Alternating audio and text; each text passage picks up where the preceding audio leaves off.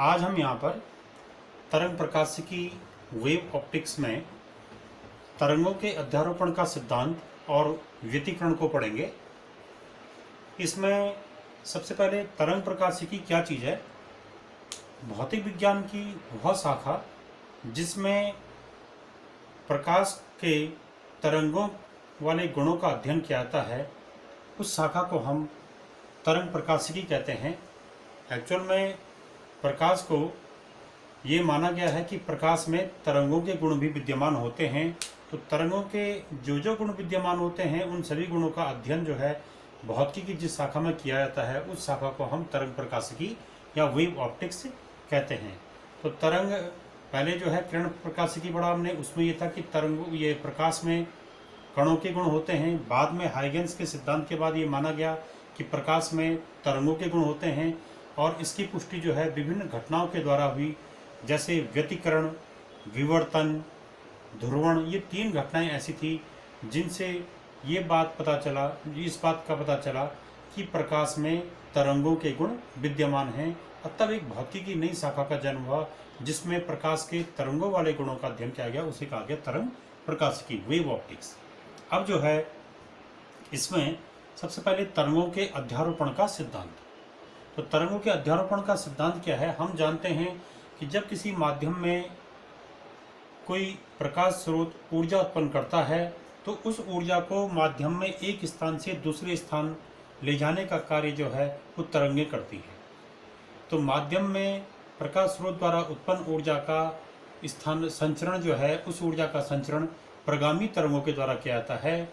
और जब माध्यम में ये तरंगें संचरित होती हैं, तो माध्यम के कण, जैसे माना यहाँ पर एक कण है, ये कण अगर यहाँ ऊर्जा, ये तरंगें जिसमें ऊर्जा को आगे संचरित या ले जा रही होंगी, उसमें माध्यम के कण क्या कर रहे होंगे, ये माध्यम के कण तरंग के द्वारा जो है अपनी साम्य स्थिति के दोनों तरफ कंपन गति करेंगे, या तो इधर की ओर या तो इधर की ओर। तो माध्यम में जब तरंग का संचरण होता है, तो माध्यम के कण तरंग के द्वारा उत्पन्न विक्षोभ के कारण जो है ये कण अपनी साम्य स्थिति के दोनों ओर कंपन गति करते हैं, या तो इधर की ओर या तो इधर की ओर। अब इसमें अध्यारोपण का सिद्धांत क्या है कि जब माध्यम के कण तरंग के कण अपनी साम्य स्थिति के दोनों ओर कंपन गति करेंगे, तो उस समय हम ये मान रहे हैं कि माना यदि 2 या 2 से अधिक तरंगें किसी माध्यम में एक साथ चल रही हैं, एक ही रेखा में चल रही हैं, जैसे यहाँ पर एक तरंग ये है, एक तरंग ये ले रखी है, ये दोनों तरंगें किसी माध्यम में एक ही दिशा में एक ही रेखा में एक साथ गमन कर रही हैं, तो माध्यम के यहाँ पर जो माध्यम के कण होंगे, जैसे माना ये कण है, तो ये जो कण होगा, ये इस पहली तरंग के कारण इस कण का जो विस्थापन है, या इस पहली तरंग के कारण ये कण क्या करेगा, अपनी साम्य स्थिति के दोनों तरफ कंपन गति करेगा, ऐसे ऊपर नीचे। तो माना इसमें किसी समय उत्पन्न अधिकतम आयाम वो है A1। आयाम का मतलब अधिकतम विस्थापन। हो सकता है किस समय ये कण यहीं तक जा रहा हो, थोड़ी देर बाद फिर यहाँ तक आ जाएगा, फिर यहाँ तक अधिकतम यहाँ तक आ रहा है, तो ये दूरी ये कहलाएगा अधिकतम विस्थापन A1। तो माना किसी समय माध्यम में तरंग के चलने पर किसी कण का जो अधिकतम विस्थापन अर्थात आयाम है वो A1 है। उसी समय माध्यम में जो दूसरी तरंग चल रही थी, उसके कारण उसी कण में उत्पन्न आयाम जो है ये A2 है। तो दोनों तरंगें एक साथ यहाँ पर माध्यम में एक ही रेखा में चल रही हैं। इन दोनों तरंगों के कारण उस माध्यम के किसी कण में उत्पन्न आयाम ये है A1 और A2। तो तब इन दोनों तरंगों के कारण क्या होता है, ये दोनों तरंगें आपस में मिलकर जिस नई तरंग को पैदा करती हैं, वो कहलाती है परिणामी तरंग। इसी को हम अध्यारोपण कहते हैं कि जब माध्यम में 2 या 2 से अधिक तरंगें एक साथ एक ही रेखा में गमन करती हैं, तो उन तरंगों के अध्यारोपण से एक नई तरंग उत्पन्न होती है, और उस नई तरंग को हम परिणामी तरंग कहते हैं। तो उस परिणामी तरंग के कारण यहाँ पर उस कण का आयाम क्या होगा, ये हमने देखना है। तो इसमें पहली तरंग के कण का आयाम A1 है, दूसरी तरंग के कारण उत्पन्न आयाम A2 है।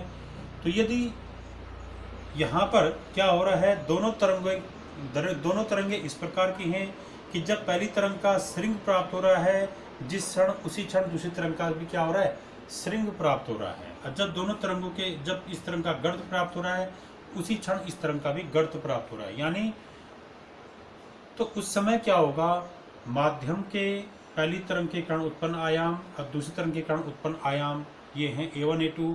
तो इनके अध्यारोपण से उत्पन्न जो नई तरंग होगी उसके कारण उत्पन्न आयाम हो जाएगा इनका बीजीय या सदिश योग A1 प्लस A2। अर्थात इन दोनों तरंगों के अध्यारोपण से जो नई तरंग पैदा होगी वो नई तरंग ये है। इस नई तरंग के कारण यहाँ पर उत्पन्न आयाम हो जाएगा कण का A1 प्लस A2। ठीक है, अर्थात जब तरंगे दोनों तरंगे इस प्रकार के हैं कि दोनों के एक साथ श्रृंग प्राप्त हो रही है, एक साथ गर्त प्राप्त हो रहे हैं, तो उस समय माध्यम के कण का परिणामी तरंग के द्वारा उत्पन्न आयाम क्या होगा, इन दोनों तरंगों के द्वारा उत्पन्न आयामों के बीजीय योग के बराबर। यानी A1 A2 आयाम है तो परिणामी तरंग के कारण उत्पन्न आयाम हो जाएगा A1 प्लस A2। परंतु अगर ऐसा हो, जरूरी नहीं है कि हर क्षण जो है दोनों तरंगों के श्रृंग या गर्त गर्त आपस में प्राप्त हों। ऐसा भी हो सकता है कि एक तरंग का जिस समय श्रृंग प्राप्त हुआ उसी समय दूसरी तरंग का माना गर्त प्राप्त हुआ, ये वाली स्थिति है। माना ये जो यहाँ पर जो तरंग है, यहाँ पर तरंग के विस्थापन और समय के बीच का ग्राफ दर्शा रखा है हर जगह पे। तो यहाँ पर हम देख रहे हैं समय लगातार, समय में परिवर्तन के साथ लगातार विस्थापन क्या हो रहा है, चेंज हो रहा है। ठीक है, तो माना किसी क्षण ये दो तरंगे, एक तरंग ये और एक तरंग ये दो तरंगे माध्यम में गमन कर रही थी। ठीक है, तो उस समय जो है एक तरंग का जब श्रृंग प्राप्त हो रहा है उसी क्षण दूसरी तरंग का गर्त प्राप्त हो रहा है। ठीक है, तो जिस यहाँ पर इस दूसरी तरंग का जो आयाम है वो माना A2 है।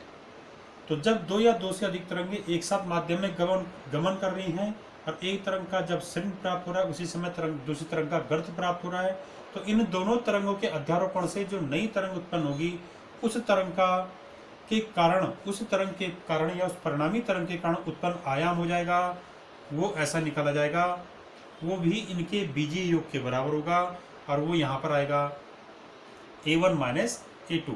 परिणामी तरंग का आयाम A1 माइनस A2 हो जाएगा।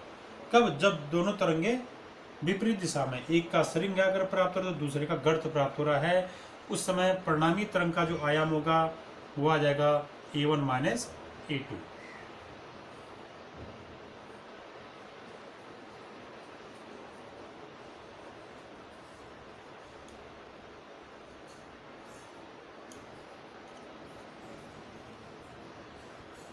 तो यहाँ पर पहली कंडीशन क्या है, ये वाली। इसमें क्या है, दो तरंगे एक साथ एक ही रेखा में माध्यम में संचरित हो रही हैं। इन दोनों तरंगों के अध्यारोपण से जो नई तरंग उत्पन्न हुई उस नई तरंग के कारण उत्पन्न जो आयाम होगा वो उस तरंग का जो आयाम होगा वो होगा इन दोनों तरंगों द्वारा उत्पन्न आयामों के बीजीय योग के बराबर। तो माना जब ये दोनों तरंगे ऐसे हैं कि इनके श्रृंग प्राप्त हो रहे, तो जो परिणामी तरंग बनी उस परिणामी तरंग के द्वारा उत्पन्न आयाम क्या हो जाएगा, पहली तरंग का आयाम धन दूसरी तरंग का आयाम। परंतु जब अगर ऐसा हो कि एक तरंग ये है और एक तरंग ये है, ये वाली, कि जिस क्षण पहली तरंग का श्रृंग प्राप्त हो रहा है उसी क्षण दूसरी तरंग का गर्त प्राप्त हो रहा है, अर्थात ये अर्धचक्र धन दिशा में, ये इस दूसरी तरंग का यही पहला अर्धचक्र क्या है, ऋण दिशा में है। तो उस समय इन दोनों के द्वारा अध्यारोपण के फलस्वरूप जो नई तरंग पैदा होगी, माध्यम में एक साथ चल रही, तो इनके मिलने से जो नई तरंग पैदा होगी उस नई तरंग के कारण जो आयाम आएगा वो आयाम होगा A1 माइनस A2, क्योंकि विपरीत दिशा में है। तो A1 माइनस A2, एक का विस्थापन धन दिशा में तो उस टाइम दूसरे का विस्थापन ऋण दिशा में है। तो परिणामी आयाम होगा अलग अलग तरंगों के आयामों के बीजीय योग के बराबर। तो बीजीय योग हो जाएगा यहाँ पर A1 माइनस A2 इसलिए क्योंकि जिस क्षण इसका विस्थापन धन दिशा में उसी क्षण इसका विस्थापन ऋण दिशा में।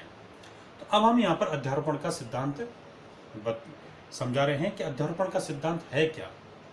तो अध्यारोपण का सिद्धांत है जब किसी माध्यम में दो या दो से अधिक तरंगें एक साथ एक ही दिशा में एक ही रेखा में चलती हैं, तो इन तरंगों के अध्यारोपण से एक नई तरंग पैदा होती है और उस नई तरंग के कारण कुल आयाम, परिणामी आयाम, अलग अलग तरंगों के आयामों के बीजीय योग या सदिश योग के बराबर होता है। यही जो अध्यारोपण का सिद्धांत है। और ये जो सिद्धांत है ये विद्युत चुम्बकीय तरंग, ध्वनि तरंग दोनों पर लागू होता है। जैसे प्रकाश है, प्रकाश विद्युत चुम्बकीय तरंग है तो उस पर भी ये लागू होता है, और ध्वनि है, ध्वनि अनुदैर्घ्य तरंग है, उस पर भी ये लागू होता है। और अगर हम आयाम की जगह पे जैसे यहाँ पर इसका हम समीकरण लिखना चाहें तो अध्यारोपण के सिद्धांत का जो समीकरण है वो ये है,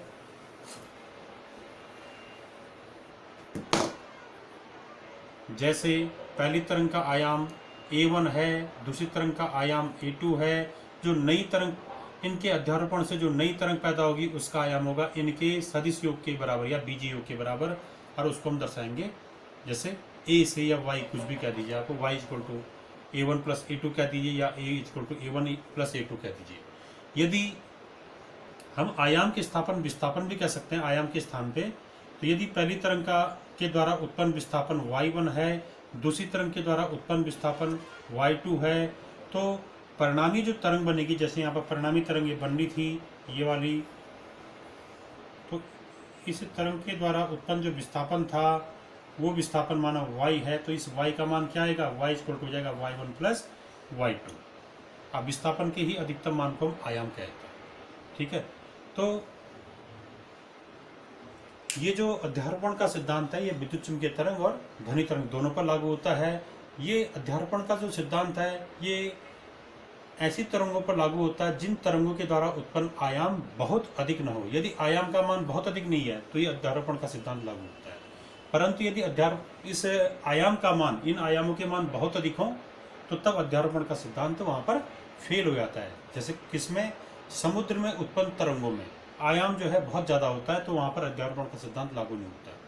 या प्रघाती तरंगों में वहाँ पर भी ये सिद्धांत लागू नहीं होता है। अब इसके बाद अगर यहाँ पर हम देख रहे हैं कि जब माना ये आयाम के रूप में दर्शा रहा हूँ मैं, इस तरंग का आयाम क्या हो गया, A1 प्लस A2। अब यहाँ पर आएंगे हम व्यतिकरण पे। तो व्यतिकरण में क्या है, व्यतिकरण क्या घटना है कि इसमें यदि दो तरंगे जो हम कहते, ये दो तरंगे समान आवृत्ति की हो, ठीक है, दो तरंगे, थोड़ा यहाँ पर मैं, ये अध्यारोपण का सिद्धांत हो गया था। अब देखते हैं हम व्यतिकरण, इंटरफेरेंस कहते हैं इसको, व्यतिकरण को इंटरफेरेंस। तो व्यतिकरण में क्या होगा, यदि दो तरंगे हमारे पास, इन दोनों तरंगों के बारे में, ये दोनों तरंगे ऐसी हैं कि इनकी आवृत्ति क्या है, समान है, समान आवृत्ति की दो तरंगे हैं, और ये दोनों तरंगे दो कला संबद्ध स्रोतों से उत्पन्न हो रही हैं, कला संबद्ध स्रोतों से उत्पन्न हो रही हैं। तो यहाँ पर एक सब आया, यहाँ पर टर्म कला संबद्ध स्रोत। तो कला संबद्ध स्रोत, कोहेरेंट सोर्सेस, ये किसे कहते हैं, कोहेरेंट सोर्सेस किसे कहते हैं कि ऐसी तरंगे जिनमें कलांतर समय के साथ साथ अचर रहता है, ऐसी तरंगे जिनमें प्रारंभिक कलांतर समय के साथ साथ अचर रहता है, ऐसी तरंगों को हम कला संबद्ध तरंग कहते हैं। और इनको उत्पन्न करने वाला जो स्रोत होता है उसे हम कला संबद्ध स्रोत कहते हैं। तो माना जैसे यहाँ पर ये दो तरंगे हैं, ये समान आवृत्ति की हैं। समान आवृत्ति का मतलब होगा कि जैसे यहाँ पर माना एक सेकंड में यहाँ पर एक चक्र पूरा हो रहा है इस तरंग का, तो यहाँ पर भी दूसरी तरंग का भी एक सेकंड में एक ही चक्र पूरा हो रहा है, तो तब ये कहलाएंगे समान आवृत्ति की।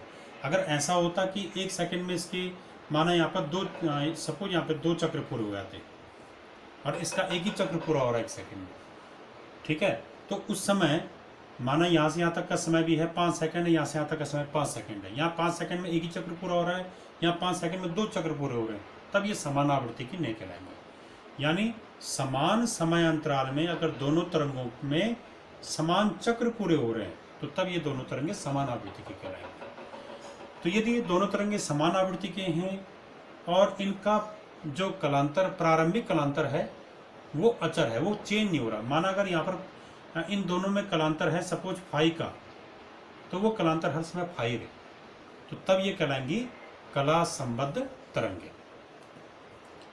तो यदि दो या दो से अधिक समान आवृत्ति की और कला संबद्ध तरंगे एक साथ एक ही रेखा में चलती हैं, तो होता क्या है, माध्यम के कुछ बिंदुओं पर इन तरंगों के अध्यारोपण से जो परिणामी तरंग बनती है, तो उससे क्या होता है, माध्यम के कुछ बिंदुओं पर परिणामी तीव्रता कहीं पे अधिकतम आती है और कहीं पे न्यूनतम आती है।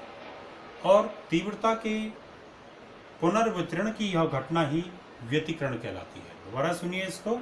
यदि दो या दो से अधिक तरंगे जो क्या है, समान आवृत्ति की हैं, कला संबद्ध तरंगे, तो यदि दो तरंगे समान आवृत्ति की हों, कला संबद्ध हों, वो एक साथ एक ही रेखा में गमन कर रही हों, तो इनके अध्यारोपण से जो नई तरंग बनती है, उस नई तरंग का माध्यम के कुछ बिंदुओं पर तीव्रता अधिकतम होती है और कुछ बिंदुओं पर तीव्रता न्यूनतम हो जाती है।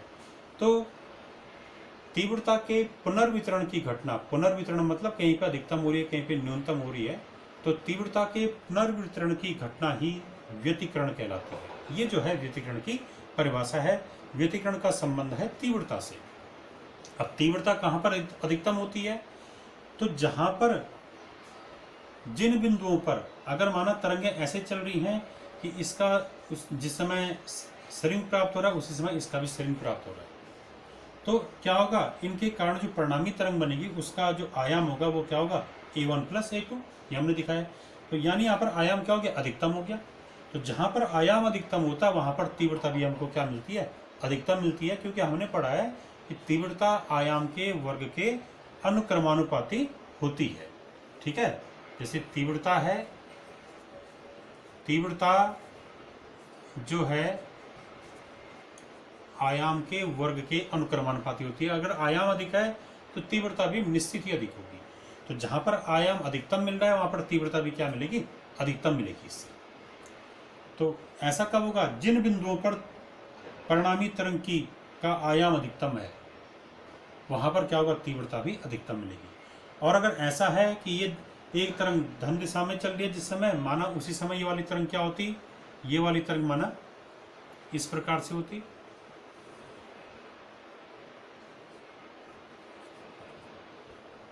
कि जिस क्षण इस पहली तरंग में श्रृंग प्राप्त हो रहा है उसी क्षण इस तरंग में गर्त प्राप्त हो रहा है। यानी जिस क्षण यहाँ पर तरंग के कण का विस्थापन धन दिशा में, उसी क्षण दूसरी तरंग के कण का विस्थापन ऋण दिशा में। तो ऐसी स्थिति में जो परिणामी तरंग बनेगी, इन दोनों तरंगों के मिलने से जो नई तरंग पैदा होगी, उस नई तरंग के कारण जो आयाम आएगा, उस नई तरंग का जो आयाम होगा वो इस प्रकार का हो जाएगा।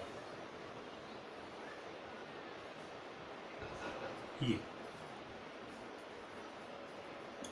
तो तब ये आयाम आएगा परिणामी तरंग का आयाम। ये कौन सी तरंग है, परिणामी तरंग। तो यहां पर आयाम आ जाएगा A1 - A2। तो जहां पर आयाम ये क्या हो गया, न्यूनतम हो गया। तो ऐसी स्थिति में जब आयाम न्यूनतम होता है तो वहां पर तीव्रता भी क्या होती है, न्यूनतम होती है।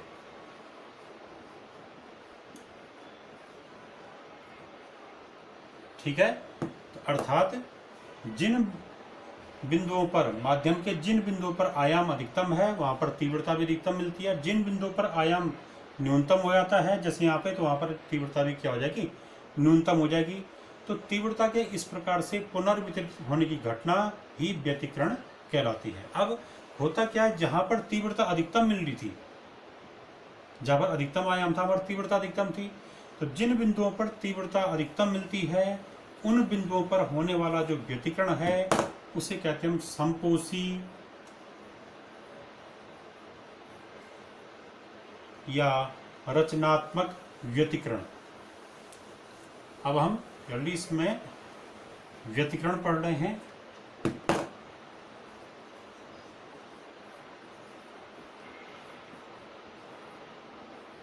इंटरफेरेंस।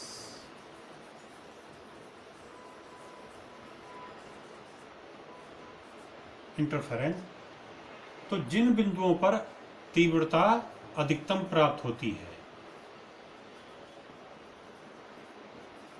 उन बिंदुओं पर होने वाला जो व्यतिकरण है वो कहलाता है संपोषी व्यतिकरण या रचनात्मक व्यतिकरण।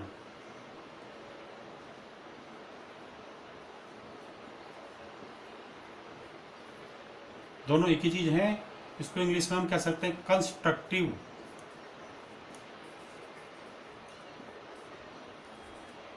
इंटरफेरेंस।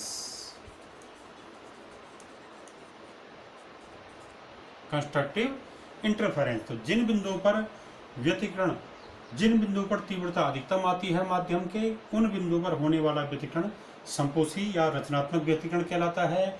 ऐसे जगह पे जहां पर संपोषी व्यतिकरण होगा वहां पर आयाम क्या होगा, निश्चित ही अधिकतम होगा। वहां पर कण का आयाम क्या होगा, अधिकतम होगा। और ऐसी जगहों पे क्या होता है, तीव्रता अधिकतम तो होती है, माना ऐसे संपोषी व्यतिकरण वाली जगहों पे जो अधिकतम तीव्रता है हम उसको आई मैक्सिमम से दर्शा रहे हैं। ठीक है, हमने यहाँ पर लिया था ऐसे एक तरंग ये ली थी जिसका आयाम क्या था, A1 था। ठीक है, ये विस्थापन और किसके बीच का ग्राफ है, समय के बीच का ग्राफ है। दूसरी तरंग ये थी जिसका आयाम माना सपोज A2 है, ये भी विस्थापन और समय के बीच का ग्राफ है। तो ऐसी स्थिति में क्या हो रहा था,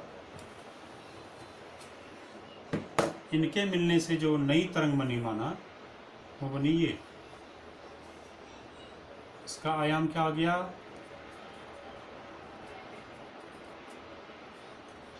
A1 प्लस A2। अगर यहाँ ये गर्त में है इसका जिस समय श्रृंग प्राप्त हो रहा है उसी समय इसका भी क्या हो रहा है, श्रृंग प्राप्त हो रहा है, तब आयाम ही आ जाएगा। अब जो है माना जो पहली तरंग थी इसके कारण यहाँ पर तीव्रता, पहली तरंग की तीव्रता माना I1, दूसरी तरंग की तीव्रता माना I2, और जो परिणामी तरंग बनी इस परिणामी तरंग की तीव्रता माना I। तो जिन बिंदुओं पर इस I का मान अधिकतम होता है यानी I मैक्सिमम होता है, कहाँ पर होगा, जहाँ पर आयाम अधिकतम होगा वहाँ पर परिणामी तीव्रता को हम I मैक्सिमम लिख देंगे। तो संपोषी व्यतिकरण वाली जगहों पर I मैक्सिमम का मान, अधिकतम तीव्रता का मान अलग अलग तरंगों की तीव्रताओं के योग से क्या होता है, अधिक होता है। बराबर नहीं होगा बल्कि क्या होगा, अधिक होगा। ठीक है, तो यानी संपोषी व्यतिकरण वाली स्थानों पर परिणामी तरंग की अधिकतम तीव्रता अलग अलग तरंगों की तीव्रताओं के योग से अधिक प्राप्त होती है, और ऐसे स्थानों पर हमेशा दीप्त फ्रिंज, चमकीली फ्रिंज प्राप्त होती है। आगे पढ़ेंगे इसको हम। इसके बाद कुछ स्थान ऐसे होते हैं व्यतिकरण में जहां पर तीव्रता न्यूनतम आती है, जैसे कब आ रहा था ये,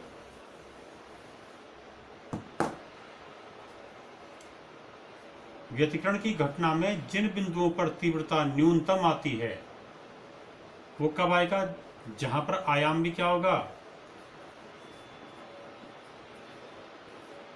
न्यूनतम होगा। तो ऐसे स्थानों पर होने वाला जो व्यतिकरण है वो कहलाता है विनाशी व्यतिकरण, डिस्ट्रक्टिव इंटरफेरेंस, डिस्ट्रक्टिव इंटरफेरेंस। तो ये विनाशी व्यतिकरण कहलाता है। और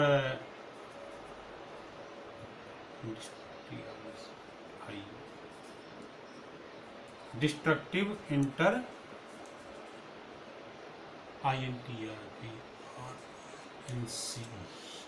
विनाशी व्यतिकरण। तो विनाशी व्यतिकरण में क्या होगा कि जिन बिंदुओं पर तीव्रता न्यूनतम प्राप्त होती है, कम से कम तीव्रता आती है, यहाँ पे मानव तीव्रता, न्यूनतम तीव्रता को हम दर्शा रहे हैं I मिनिमम से। तो ऐसी जगहों पर क्या होता है, विनाशी व्यतिकरण होता है। और ऐसे स्थानों पर हमेशा अदीप्त फ्रिंज प्राप्त होती है, लगभग काली फ्रिंज प्राप्त होती है। और ऐसा तब होता है जिन बिंदुओं पर आयाम न्यूनतम होगा वहां पर तीव्रता भी न्यूनतम होगी। जैसे कि ये स्थिति कब आएगी,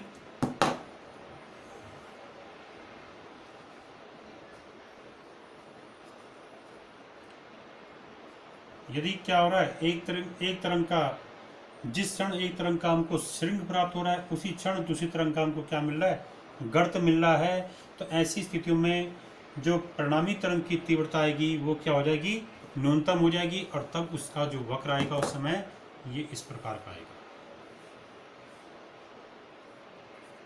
A1 माइनस A2, ये आयाम हो गया। और यहाँ पर जो तीव्रता होगी वो क्या हो जाएगी, मिनिमम हो जाएगी। ठीक है, तो वहां पर ये परिणामी तीव्रता हो जाएगी। तो जहां पर परिणामी तरंग की तीव्रता न्यूनतम होती है, आई मिनिमम हो जाती है, वहां पर जो है विनाशी व्यतिकरण होता है। और ऐसे स्थानों पर हमेशा अदीप्त फ्रिंज मिलती है, काली फ्रिंज मिलती है, डार्क फ्रिंज कहते हैं उसको। अब ये तो व्यतिकरण में हुआ। और जैसे इस पे एक एग्जाम्पल व्यतिकरण वाली घटना पे जो उदाहरण है, जैसे हम साबुन का झाग देखते हैं, तो साबुन के झाग को अगर हम सूर्य प्रकाश में देखें तो उसमें विभिन्न रंग की पट्टियां मिलती हैं। तो वो साबुन के झाग में विभिन्न रंग की जो पट्टियां मिलती हैं उसका कारण जो है व्यतिकरण है। इसको हम आगे इसका डिटेल पढ़ेंगे। अब इसकी गणितीय विवेचना, यानी गणितीय विवेचना का मतलब है कि जब व्यतिकरण अधिकतम हो रहा है तो उसका सूत्र क्या है, जब व्यतिकरण न्यूनतम हो रहा है तो उसका सूत्र क्या आ रहा है। गणितीय विवेचना,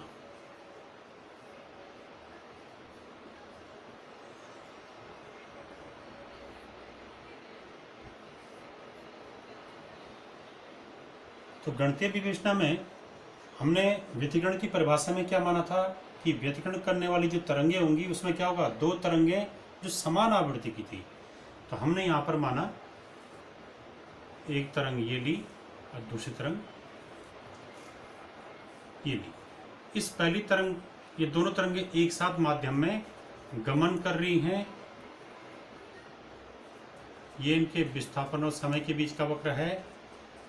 पहली तरंग का आयाम हमने A1 मान दिया, दूसरी तरंग का आयाम A2 मान दिया। दोनों तरंग के आवृत्ति क्या है, समान है। तो समान आवृत्ति की दो तरंगे एक साथ एक ही दिशा में गतिमान है, और ये क्या है, कला संबद्ध तरंग, यानी इनका प्रारंभिक कलांतर नियत है। प्रारंभिक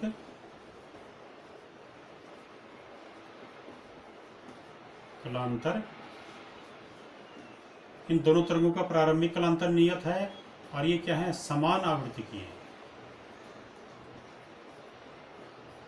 माना इन दोनों तरंगों की आवृत्ति हम f से प्रकट कर रहे हैं, तो f माना दोनों तरंगों का जो कोणीय आवृत्ति है ओमेगा, तो इसका f का सूत्र हो जाएगा f बराबर ओमेगा अपॉन 2 पाई। ये हम जानते पहले सूत्र कि ओमेगा कोणीय आवृत्ति, f जो है आवृत्ति है, तो आवृत्ति बराबर ओमेगा अपॉन 2 पाई होता है। माना यहाँ और इन दोनों तरंगों के आयाम क्या है, ये बराबर नहीं है। ठीक है, आयाम थोड़ा अलग अलग होने चाहिए, आवृत्ति समान होनी चाहिए, तो तभी जाकर अध्यारोपण से जो नई तरंग पैदा होगी उस नई तरंग का कुछ बिंदुओं पर तीव्रता अधिकतम और कुछ बिंदुओं पर तीव्रता न्यूनतम होगी, जिसे हम क्या कहते हैं, व्यतिकरण कहते हैं।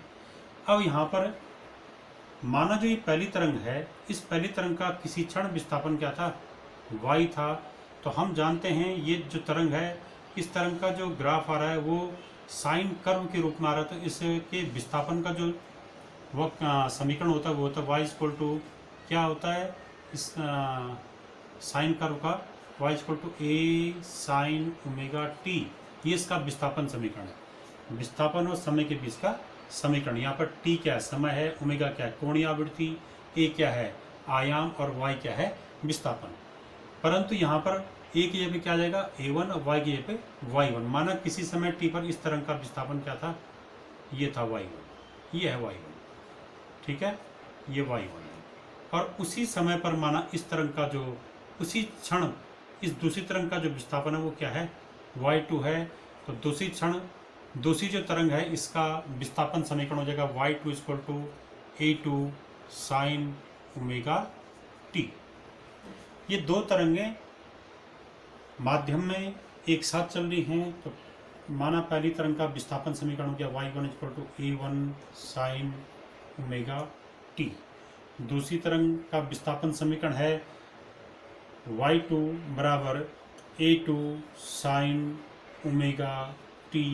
अब ओमेगा टी में कुछ प्लस या माइनस कर लो, omega t plus five, omega t plus five. अगर यहाँ पर सेम है तो ये कलांतर जीरो रहेगा उसमें, और यहाँ पर हमने ऐसा कर दिया। यहाँ पर एक चीज़ का ध्यान दीजिए, पहली तरंग का विस्थापन समीकरण है, ये दूसरी तरंग का विस्थापन समीकरण है। ये टी समय पे पहली तरंग का विस्थापन है, ये टी समय पे दूसरी तरंग का विस्थापन है। ये टी समय पे पहली तरंग का आयाम है, ये दूसरी तरंग का आयाम है। ओमेगा क्या है? दोनों तरंगों की कोणीय आवृत्ति। तो जब आवृत्ति समान होगी तो कोणीय आवृत्ति या कोणीय वेग भी क्या होंगे? समान होंगे। अब जो है यहाँ पे ये देखिए ओमेगा टी, ये कहलाता है कला। तो पहली तरंग की जो कला है वो ओमेगा टी है, टी समय पर कला ओमेगा टी है। दूसरी तरंग की कला ये हो जाएगी ओमेगा टी प्लस फाइव। हम ये नहीं करें दोनों की कला समान हो, इनकी कला अलग अलग हो सकती है। कला का मतलब है कि ऐसी भौतिक राशि जो कि किसी क्षण कण की स्थिति को प्रकट करती है। तो किसी क्षण कण की स्थिति को प्रकट करने वाली भौतिक राशि ही क्या कहलाती है? कला कहलाती है। तो यहाँ पर वो भौतिक राशि क्या? ओमेगा टी है इसका सूत्र। तो ये कला हो गया, इस तरंग की कला हो गया। इनकी कला में निश्चित क्या है? डिफरेंस है। तो दोनों तरंगों की कला का जो ये अंतर होगा इसे कहते हैं हम क्या? कलांतर। तो कलांतर हम कैसे निकालेंगे? कलांतर आ जाएगा यहाँ पे इस तरंग की कला ऋण इस तरंग की कला, तो ये आएगा five, this minus this five. तो होना क्या चाहिए? ये कलांतर अगर इसमें फाइव आ गया तो हर क्षण ये कलांतर क्या रहना चाहिए?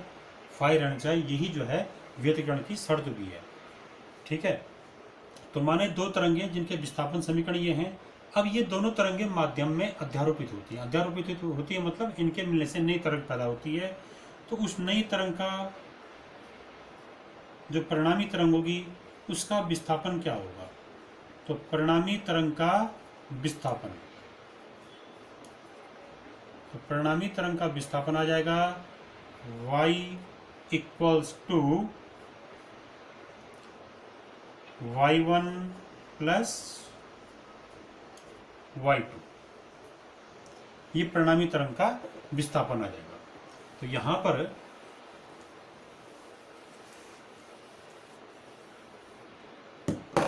परिणामी तरंग का विस्थापन y = y1 प्लस y2। अब इसमें ये कहाँ से आया? ये आया अध्यारोपण के सिद्धांत से कि इनके मिलने से, इन दोनों तरंगों के मिलने से जो नई तरंग उत्पन्न होगी उसका विस्थापन अलग अलग तरंगों के विस्थापनों के सदिश योग के बराबर होगा। ये हमने पढ़ा था। तो यहाँ पर ये आ गया y = y1 प्लस y2। अब इनके मान रखे, y = y1 का मान आ गया a1 sign omega t plus y2 का मान a2 sine omega t plus five. अब जो है इसको आगे सॉल्व करेंगे। इसको हम खोलेंगे साइन ए प्लस बी के फॉर्मूले से। तो साइन ए प्लस बी का फॉर्मूला होता है, ये हमने पढ़ा है गणितीय भौतिकी में। साइन ए प्लस बी होता है sign A cos B plus cos A sine B. यहाँ पर ए के स्थान पे ओमेगा टी है, बी के स्थान पे फाइव है। तो इसको हम इसका प्रसार करेंगे तो y = हो जाएगा a1 sign omega t plus a2। इसको खोलेंगे हम साइन, ब्रैकेट लगाएंगे यहाँ पे पहले a2। अभी साइन a प्लस बी का फॉर्मूला साइन a, तो a के स्थान पर omega t into cos b के स्थान पे cos five plus cos a, तो कॉस a के स्थान पर omega t into sine b के स्थान पर sine five. Sine omega t plus five आ गया sine omega t cos five plus cos omega t sine five. अब इसको a2 के अंदर मल्टीप्लाई कीजिए तो y = आ गया a1 sign omega t plus a2 sine omega t cos five plus a2 cos omega t into cos five.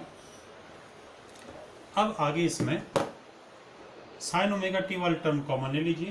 तो y = आ गया, यहाँ से क्या रहा a1 plus a2 cos phi, A1 plus A2 cos phi, बाहर से common आ गया साइन ओमेगा टी, फिर प्लस यहाँ से A2 कॉस फाई, ये एक ब्रैकेट में रख दिया माना, और इनटू बाहर से कॉस ओमेगा टी। अब हम यहाँ पर इसको लिख रहे समीकरण नंबर 3। अब हम यहाँ पर ये मान रहे इसमें साइन ओमेगा टी के साथ जो ये आ रखा है यहाँ पर एक टर्म, इसको हम कुछ मान के चलते हैं। माना A1 plus A2 cos phi, ये नियतांक का A1 पहली तरंग का आयाम, ये कांस्टेंट होगा, A2 दूसरी तरंग का आयाम, ये भी कांस्टेंट होगा, कॉस फाई ये अपने में कांस्टेंट होगा, क्योंकि फाई कांस्टेंट तो कॉस फाई भी कांस्टेंट होगा। तो एक नया कांस्टेंट होगा, इसको हम नाम दे रहे हैं Y. A1 plus A2 cos phi को हम ये मान के चल रहे हैं कॉस थीटा, ये हमने मान लिया। और यहाँ पर एक, क्योंकि आयामों का योग है तो ये भी आयाम के रूप में आएगा, आयाम प्लस आयाम, तो यहाँ पर आयाम भी जरूर आएगा। तो A1 plus A2 into cos phi equal to मान लिया हमने A कॉस थीटा। और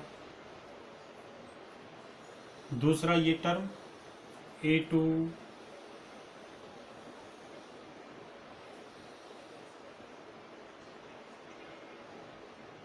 यहाँ पर थोड़ा sine omega t, A2 cos phi, A2 cos omega t, ये सॉरी यहाँ पर ये साइन फाई था।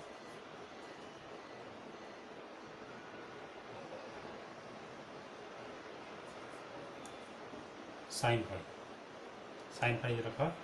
अब देखिए दूसरे टर्म में A2 साइन फाई बराबर आ जाएगा यहाँ पे, इसको हम मान लेंगे A साइन थीटा। यानी जो साइन वाला है इसको साइन के रूप में मानिए, जो कॉस वाला है इसको कॉस के रूप में मानिए। तो इसको A कॉस थीटा, इसको A साइन थीटा मान दिया। इसको समीकरण नंबर 4 लिखा, इसको समीकरण नंबर 5 लिखा। जहाँ पर कैपिटल A क्या है, परिणामी तरंग का आयाम। कैपिटल A क्या है, परिणामी तरंग, जो दोनों तरंगों के अध्यारोपण से बनी तरंग का आयाम। और जो थीटा है ये क्या है,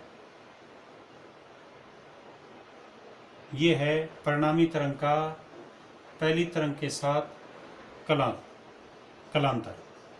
ठीक है, तो हम इसको कलांतर शॉर्ट में लिख दे रहा हूँ मैं, कलांतर कि परिणामी तरंग और पहली तरंग के बीच का कलांतर है।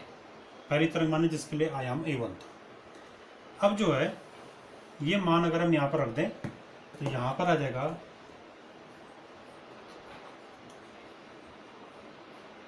समीकरण नंबर 3 में, समीकरण 3 में y इक्वल टू हो जाएगा A1 plus A2 cos phi को हमने क्या माना, कैपिटल A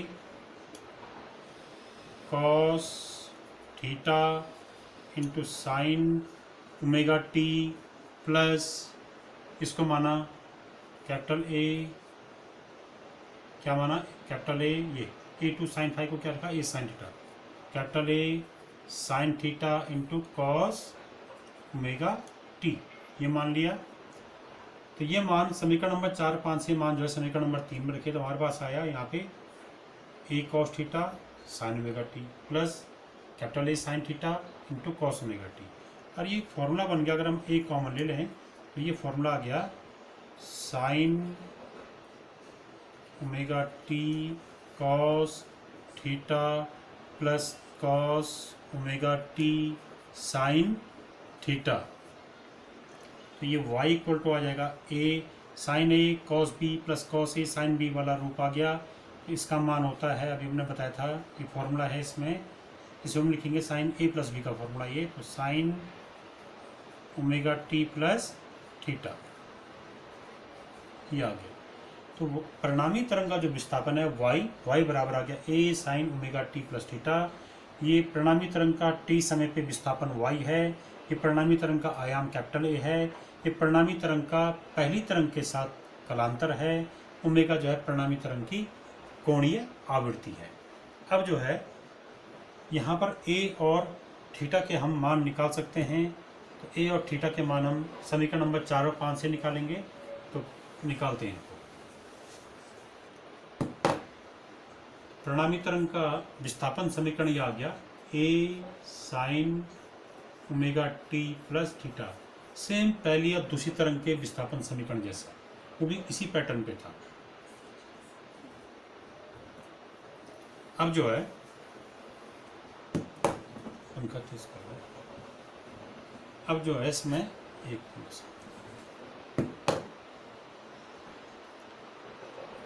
समीकरण नंबर जो 4 है, हम क्या निकालना चाह रहे हैं, इस कैपिटल ए और कैपिटल थीटा के मान निकालना चाह रहे हैं, इनके लिए सूत्र।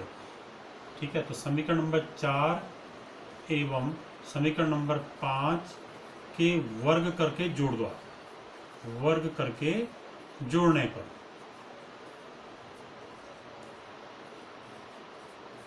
तो इनको जोड़ दीजिए, यह आ जाएगा इसका वर्ग धन, मैं कर रहा हूँ ये इसका वर्ग धन इसका वर्ग बराबर इसका वर्ग धन इसका वर्ग। तो ये कर रहा हूँ मैं यहाँ पे a1 plus a2 cos phi whole square plus इसका वर्ग a2 साइन फाई का स्क्वायर यानी a2 sine square phi equal to यह आ जाएगा इसका स्क्वायर प्लस इसका स्क्वायर, तो हो जाएगा a square cos square theta plus a square sine square theta, दोनों की स्क्वायर करके ऐड कर दिया इनको, तो यह आ गया a प्लस बी का होल स्क्वायर। तो इसका होल स्क्वायर होता है a1 square plus a2 square cos square phi plus twice of a1 a2 cos of phi plus a2 square sine square phi, ये पूरा आ गया इक्वल्स टू a2, ये आ जाएगा a स्क्वायर और ये आ गया आपका sine square theta plus cos square theta, a square common ले तो sine square theta plus cos square theta, ये आ गया। अब जो है इसको जरा अलग से नोट करके रखें, इसकी जरूरत पड़ेगी हमको। ये a कॉस थीटा जो मैंने मिठाई भी, ये बराबर क्या था a1 प्लस a2 ये बराबर कॉस फाई, और ये था a साइन थीटा, ये लिखा था हमने a2 साइन फाई को, इनको लिखा था हमने ए कॉस लिखा था a1 plus a2 cos phi को, और a साइन थीटा लिखा था a2 साइन फाई को। समीकरण नंबर 3 था, ये समीकरण नंबर 4, इसकी जरूरत पड़ेगी हमको भी। अच्छा यहाँ देखिए इसमें ये लिखा a1 स्क्वायर, ये हम देख रहे a1 स्क्वायर प्लस, अब ये वाला टर्म और ये वाला टर्म, इनमें a2 स्क्वायर कॉमन है, तो a2 स्क्वायर कॉमन लीजिए और यहाँ लिखिए cos square phi plus sine square phi, और फिर प्लस ये अलग से लिखिए twice of a1 a2 cos of phi equal to आ गया ए स्क्वायर, क्योंकि 1 हुआ था sine square theta plus cos square theta. अब जो है इसको और आगे हल कीजिए, और आगे हल करने पे यह आ गया हमारा a1 square plus a2 square plus 2a1 a2 cos of phi बराबर कैपिटल ए स्क्वायर। तो हम इसको पहले कैपिटल ए स्क्वायर लिख रहे हैं, कैपिटल ए स्क्वायर बराबर a1 square plus a2 square plus 2a1 a2 cos of phi, इस समीकरण नंबर 7 मान लीजिए इसको। ये क्या आ गया, परिणामी तरंग के आयाम का वर्ग, इसका सूत्र आ गया। और एक थीटा हमने निकालना था, थीटा कैसे निकालेंगे, समीकरण नंबर 3 में समीकरण नंबर 4 का भाग दीजिए, या 4 में 3 का भाग दीजिए। तो समीकरण नंबर 4 में समीकरण 3 से भाग देने पर यह आ गया हमारे पास, इसमें इसका भाग दीजिए, तो this upon this A sine theta upon A cos theta, this is tan theta equal this upon this a2 sine theta upon a1 plus a2 cos of, sorry this is not theta, this is phi, a2 sine phi upon a1 plus a2 cos phi. ये जो इस फॉर्मूले से हम इसको अगर हम समीकरण नंबर 8 डालते हैं तो इस इक्वेशन से हम क्या कर सकते हैं, थीटा की वैल्यू निकाल सकते हैं। थीटा है परिणामी तरंग का पहली तरंग के साथ कलांतर, ये हम निकाल सकते हैं। अब हमें चाहिए था व्यतिकरण। व्यतिकरण का मतलब हमें ये देखना है तीव्रता का सूत्र क्या होगा, परिणामी तीव्रता का न्यूनतम तीव्रता। तो हम जानते हैं कि जो तीव्रता है वो आयाम के वर्ग के अनुक्रमानुपाती होती है। अगर तीव्रता आई है, आयाम ए है, तो इसका I is proportional to a square. माना परिणामी तरंग की तीव्रता आई है और परिणामी तरंग का आयाम ए है, तो I is proportional to a square. यहाँ पर जो नियतांक आता है 1 आता है, तो यहाँ पर क्या होता है, जब समान आवृत्ति की दो या दो से अधिक तरंगें माध्यम में गमन करती हैं एक साथ, कला सम्मत तरंगें, तो उनके लिए जो परिणामी उनके जो तीव्रता का सूत्र होता है, उन दोनों तरंगों के लिए या परिणामी जो तरंग है उसके लिए तीव्रता का सूत्र होता है आई बराबर ए स्क्वायर, यानी तीव्रता बराबर आयाम का वर्ग। यहाँ पर नियतांक 1 आता है, तो हम इस सूत्र का प्रयोग करेंगे। तो ये क्या आ गया, परिणामी तरंग की तीव्रता। तो ये ए स्क्वायर का मान अगर हम यहाँ से रख दें, ये आ गया हमारा परिणामी तरंग की तीव्रता। अध्यारोपण के फलस्वरूप जो परिणामी तरंग बनी थी, तो परिणामी तरंग की जो तीव्रता है वो आ गया आई बराबर ए स्क्वायर था, तो ए स्क्वायर का मान हम यहाँ से रख देंगे। आई बराबर आ गया A1 square plus A2 square plus 2A1 A2 cos of phi. अब यहाँ पर इसको लिख दिया हमने समीकरण नंबर 9। हम यहाँ पर फाई की, क्योंकि आई का मान किस पे डिपेंड कर रहा है, फाई पे। A1 A2 ये पहली दूसरी तरंग के आयाम है, आयाम कांस्टेंट रहता है, तो इससे सीधा फाई भी डिपेंड कर रहा है। फाई माने प्रारंभिक कलांतर। तो ये प्रारंभिक कलांतर का मान अगर हम चेंज करते जाएं तो तब जो है ये तीव्रता भी चेंज होगी। तो इसके लिए हम ये देख रहे हैं तीव्रता का अधिकतम मान और न्यूनतम मान कब आएगा।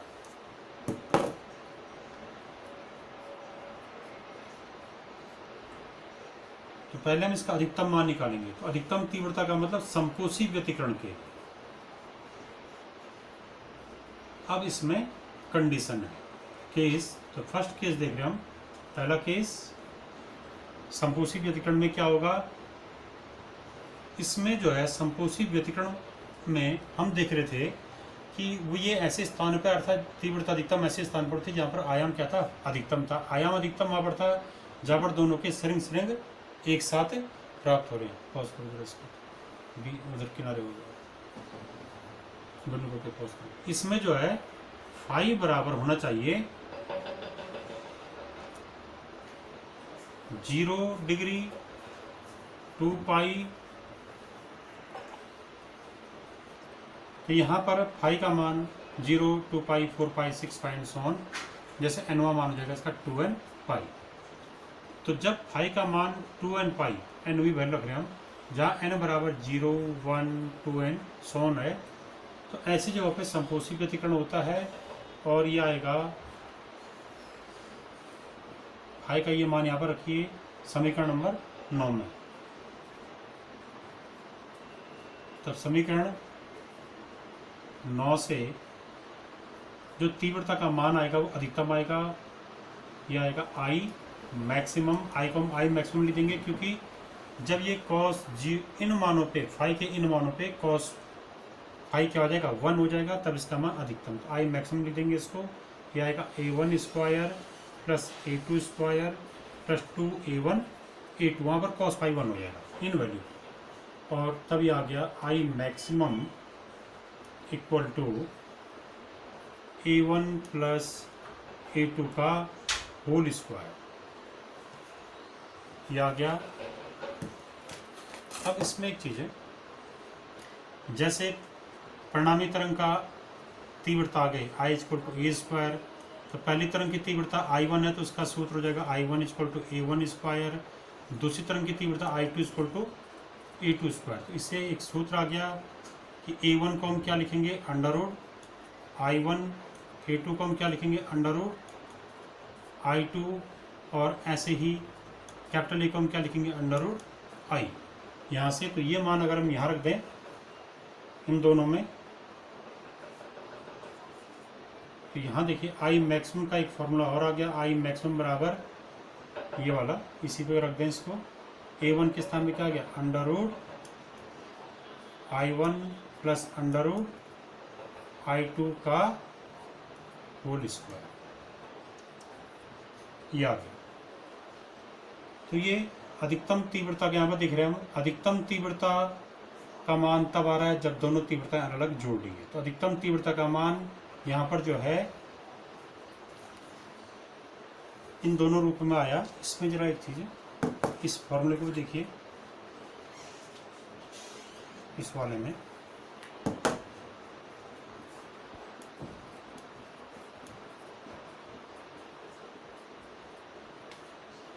अधिकतम तीव्रता का मान A1 स्क्वायर के हमने क्या रख दिया, I1, A2 स्क्वायर पर I2 और ऐसा। अधिकतम तीव्रता का मान यहाँ पर I1 प्लस I2 से अधिक आता है, यानी जहाँ पर अधिकतम तीव्रता होती है तो अधिकतम तीव्रता का मान अलग अलग तीव्रताओं के योगफल से अधिक आता है। और ये कितना आया एग्जैक्ट, ये आया इससे under root I1 plus under root I2, ये आ गया का होल स्क्वायर। इसी में जरा पथांतर देखिए, इसमें पथांतर क्या रहता है,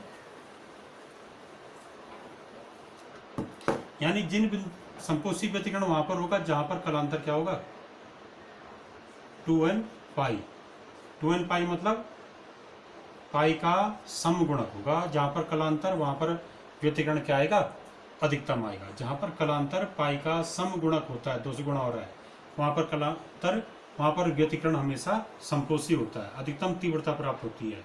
यहीं पे पथांतर भी देखिए इसके लिए, तो पथांतर का सूत्र हो जाएगा यहाँ पे 2 पाई अपॉन लैम्डा इंटू कलांतर। तो संपोषी व्यतिकरण वाले स्थान में पथांतर कितना होना चाहिए उसको निकाल लें हम। तो यहाँ पर पथांतर होना चाहिए, सॉरी, लैम्डा अपॉन 2 पाई, लैम्डा अपॉन 2 पाई, कलांतर का माना जाएगा यहाँ पे 2n पाई।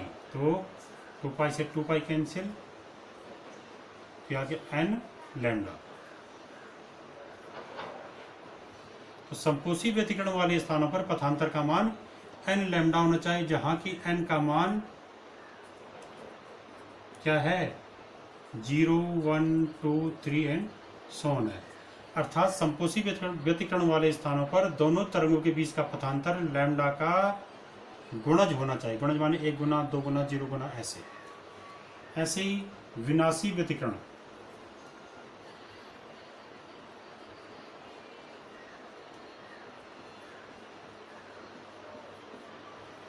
तो विनाशी व्यतिकरण के लिए शर्त यह है कि इसके लिए कलांतर का मान जो है ये होना चाहिए, या तो पाई, कम से कम पाई। विनाशी व्यतिकरण वाले स्थान पे तीव्रता क्या आएगी, न्यूनतम आएगी। तो तीव्रता का सूत्र हमने I बराबर निकाला था A1 square plus A2 square plus 2A1 A2 cos फाई। तो इसमें cos फाई जब न्यूनतम होगा तो I भी क्या हो जाएगा, न्यूनतम हो जाएगा। cos फाई का न्यूनतम मान होता है -1। तो -1 मान कब आता है, जब फाई बराबर पाई हो, 3 पाई हो, 5 पाई हो एंड सो ऑन, एनवा मान 2n-1 पाई हो। जहाँ n बराबर हम क्या रखेंगे, 1, 2, 3 एंड सो ऑन। तो फाई के इन मानों को अगर हम यहाँ रखें तो तब यहाँ पर तीव्रता, ये न्यूनतम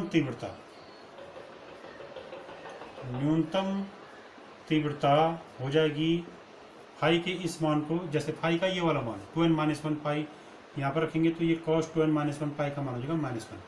फाई के किसी मान को यहाँ पर रखने पे cos फाई का मान -1 आएगा और ये तीव्रता न्यूनतम हो जाएगी। तो उसमें न्यूनतम तीव्रता I मिनिमम मान रहे हम, इसका माना जाएगा A1 square plus A2 square, ये cos फाई हो गया -1, तो ये आ गया -2A1 A2। तो I मिनिमम बराबर आ जाएगा A1 माइनस A2 का होल स्क्वायर। और अगर हम उस रूप में देखें अलग अलग तीव्रताओं के रूप में, तो आई मिनिमम बराबर A1 स्क्वायर का मतलब होता है I1 पहली तरंग की तीव्रता, इसका मतलब होता है दूसरी तरंग की तीव्रता A2 के स्क्वायर का मतलब, और ये हो गया -2 √I1 I2। अभी हमने इसके मान लिखे थे ये वाले, I1 equal to A1 square, I2 equal to E2 square, इन मानों को यहाँ पर रखा इनमें। तो यह आ गया कि न्यूनतम तीव्रता अलग अलग तीव्रताओं के योगफल से कम होती है, ठीक है ना। तो जहाँ पर न्यूनतम तीव्रता होगी उसका मान अलग अलग तीव्रताओं के योगफल से कम आएगा, जहाँ पर अधिकतम तीव्रता थी वहाँ पर अधिकतम तीव्रता का मान अलग अलग तीव्रताओं के योगफल से अधिक आ रहा था। हमने सिद्ध किया था इसको, आई मिनिमम इक्वल टू, इसको हम लिख सकते हैं √I1 माइनस √I2 का होल स्क्वायर। तो ये इस पर भी न्यूमेरिकल आता है, इस पर भी न्यूमेरिकल आता है इसमें। अब यहाँ पर विनाशी व्यतिकरण के लिए पथांतर, तो विनाशी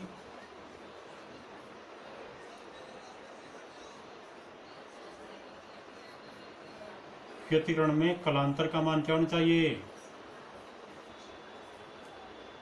n बराबर क्या था 1 2 3, यानी कलांतर का मान पाई का विषम गुणक होना चाहिए, यानी फाई बराबर क्या था पाई 3 पाई, ऐसा करते हम।